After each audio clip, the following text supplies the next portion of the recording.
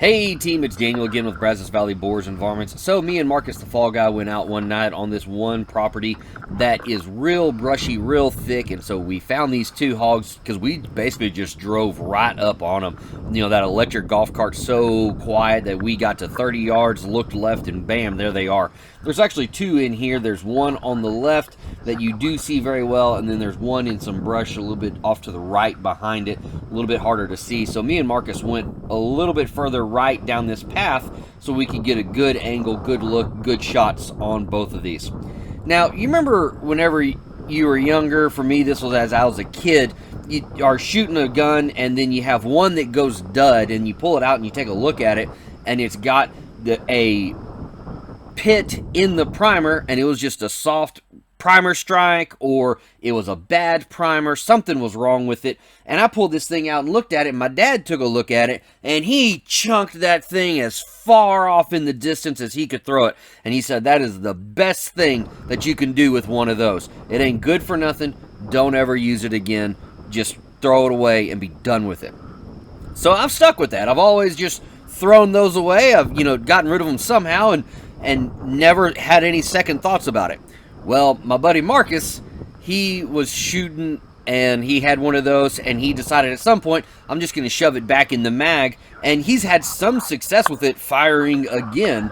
Well, this is not one of those nights. So here we go.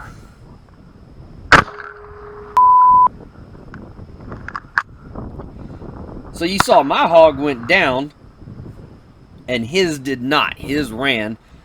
He had to recycle the action, take a follow-up shot, and we didn't find it. So that one went running. But mine, good, smooth, easy shot. Super close, so I just put it right in the head. Wonderful, beautiful, bloody mess. So that, quick, easy recovery right there. But then a few seconds later, we're scanning around, and that hog comes out in actually the exact same spot. And so I'm the one that spots it. I tell Marcus, hey, come back over here, look, there it is. And so then he gets back up on it. I missed the footage of him actually taking his first shot, so this thing is already off running, but here we go. Let's check this out.